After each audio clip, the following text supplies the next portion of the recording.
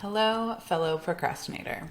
I feel your pain, big time. Procrastination hurts because it stops us from doing, from making progress, and therefore making money and making an impact. Today, I'm going to be sharing with you 10 strategies to help you stop procrastinating so you can spend your time on what really matters instead of this.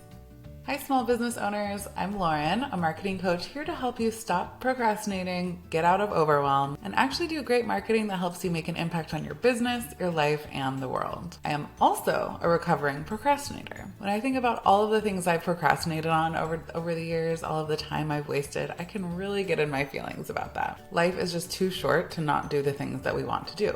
I can procrastinate on things large, like launching new products in my business, and small, like laundry or opening the mail. Things that don't seem to matter, as well as things that are critical to living a happy, long, healthy life. But in the last few years, I've been on a mission to figure out how to stop procrastinating, and what I've learned has changed my life. And that's what I want to share with you today. So, before we get into the 10 strategies that will help you stop procrastinating, let's talk about why we procrastinate, because this really matters. If you're like me, a long-time, frequent procrastinator, you might be familiar with thoughts running through your mind like this. Why can't I just do the thing? Why do I always do this? What is wrong with me? Well, it turns out there is a reason people procrastinate, but it's not because we're bad, lazy people. In a New York Times article by Charlotte Lieberman, Dr. Piers Steele, professor of motivational psychology at the University of Calgary, is quoted describing procrastination as self-harm. In other words, when we procrastinate, we are actively going against our best interest. As covered in that same New York Times article, the truth is that experts know the reason we procrastinate, and again, it isn't because we're lazy or lack self-control or have some kind of moral failing. We procrastinate to avoid negative feelings. When we procrastinate, we're doing it to avoid a negative feeling or emotion or mood surrounding a task. Emotions and feelings like dread, guilt, anxiety, self-doubt, etc. The author of that article, Charlotte Lieberman, writes, "Procrastination is an emotion regulation problem, not a time management problem. We procrastinate because we would rather not experience that feeling that will go along with doing the task, and so we just put it off and let our future self deal with it." So here are a few examples from my own life of things that I procrastinated on, with a little bit of digging into my own brain of why I procrastinated, the emotion I was hoping to avoid. So I procrastinated on launching my membership program because I was afraid that no one would join. I procrastinated on writing marketing emails, even though email marketing is totally my thing, because I wanted to get them perfect and I was afraid that I wouldn't. I've procrastinated on pitching my podcast for sponsorships because I'm afraid of getting rejected. I've procrastinated on reaching out to people that I love and care about because I feel guilty that I've let so much time go by. I've procrastinated on going to the doctor because going to the doctor makes me nervous and I'm afraid of bad news. I could go on, but here's the point. For anything I've procrastinated on, if I'm willing to dig into it and really think and really ask myself what I'm trying to avoid, there's always something there. So I also want to say procrastination is especially important for small business owners. For most of us, when we first start out, it is just us. There's no team, there's no professor, there's no coworkers to help keep us on track. We're just out here working on our own projects, trying to motivate ourselves. I've seen firsthand how many of us are stifling our own growth and stressing ourselves out, in large part unnecessarily, because we procrastinate on things that we know really matter and that are genuinely important to us and will help us move the needle in our business. I believe that small businesses can change the world, genuinely, through so many different ways. Small businesses can make a positive impact on your life, on your community, on the world around you. But when we're not taking action, we're limiting our ability to make that impact, again, on ourselves, on our lives, on our families, on our communities, and on the world. So taking action is really important. And therefore, procrastination is really important. While it can be easy to see procrastination as just the source of really good, funny, relatable memes, I actually believe it's a problem that really matters. So that's what this video is about, sharing some of the strategies I've learned that help me push through it. But really quick side note before we get into those strategies. When it comes to procrastination, sometimes there's just more going on. For example, things like mental illness or certain life circumstances, or health or insomnia, these can all make procrastination much more likely. If that resonates, I just want to encourage you to give yourself a big extra dose of compassion and understanding. I've been there recently even. Productivity is never more important than your own wellness and health. So prioritize that first, and then we can come back and talk about procrastination later. So let's talk about how to stop procrastinating. And I'm going to share 10 strategies that really, really work. And be sure to stick around for the last 2 because those are the most important ones. Number 1, start with compassion and curiosity. Rather than getting in your head or opening up the floodgates of self-doubt and self-criticism, what if you took a more compassionate approach? Reminding yourself that procrastination isn't a sign of being bad or lazy or a character or moral flaw. It's simply a way of coping with emotion. Bring some curiosity to the table next time you find yourself procrastinating. Try gently asking yourself, what am I trying to avoid right now? What feelings are coming up that I'm trying to stay away from? Could I let those feelings be there and do the task anyway? Tip number 2, make it harder for you to procrastinate. One of my favorite books about habits is Atomic Habits by James Clear, and I'm going to reference this a few times in this video.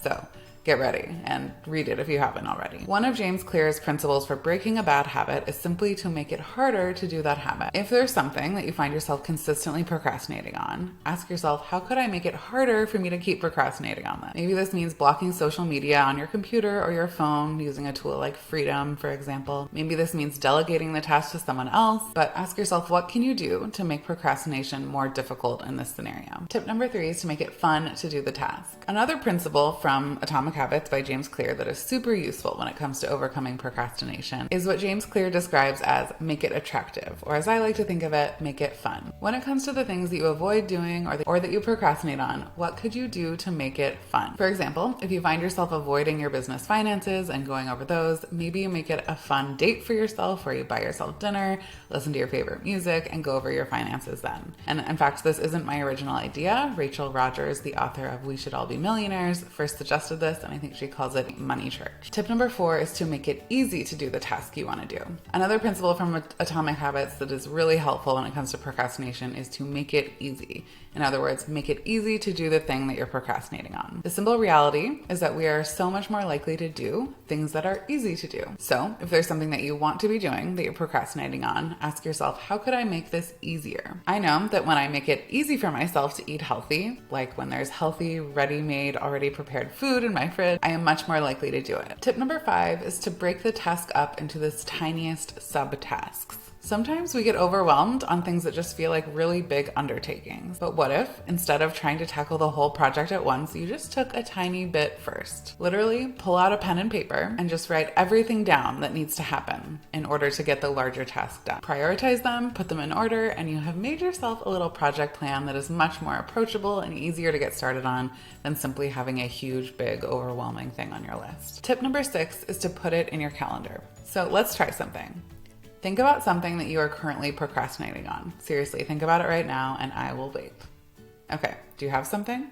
So now you're going to ask yourself, how much time would it take to get that thing done? Now you're going to go to your calendar and find that amount of time and block it out for that task. Break it up into multiple work sessions if you need to. And when the time comes that you see that task in your calendar that you've set aside for this thing you're procrastinating on, you actually do it. If you know yourself well enough to know that you might struggle to follow through on that just simply having it in your calendar might not be enough, my suggestion is to build in some accountability here. Ask someone to text you, call you, or that you're going to send them the final version when you complete the task. Tip number 7 is to prioritize focus. When the time comes to actually get in the zone and work, we need to be able to stay focused and not get distracted. There are so many time management strategies that you can use for this, but I found a couple to work so well, and I'll share them with you now. Number 1 is the Pomodoro technique. This is when you'll work for a period of time, usually about 25 minutes, set a timer, and when the timer goes off, you get a 5-minute break. I personally pair the Pomodoro technique with a tool called Focus at Will, which plays music that is scientifically optimized for productivity and keeps you in the zone. So I'll set my timer for 25 minutes, play the music, wait till it dings, then give myself a little break and repeat. And this really helps me stay focused and in the zone. The second tip I have for focus is simply to eliminate distractions. And this sounds simple, but it is so important. Turn notifications off on your phone or move your phone into a different room when you're trying to work on the thing that you've been procrastinating on. Wear headphones to block out noise if you need to. Even put a social media blocker on your phone or your browser if that's going to help keep you focused. Whatever it's going to take to keep you in the zone, do that. Tip number 8 is probably going to surprise you, and that is to lower the bar. One of the reasons that many of us procrastinate, and you heard this in my examples earlier, is that we are perfectionists, that we're procrastinating because we feel like we can't do it perfectly for some reason. So My advice is to simply change your standards and lower the bar. Whatever it is that you're procrastinating on, change your expectations. Don't feel like you have to do it at A+ quality. What if you allowed yourself to do B-level work or even C-level work and simply moved on? Tip number 9 is to set a deadline. Small business owners are very busy. If you have a task that doesn't have a deadline on it, it's very likely that it's not going to make it to the top. It's just going to keep staying on your list and you will essentially be procrastinating on it. If there is something that is important for you to do, you need to give it a deadline, put it in your calendar, and ideally tell some people about it.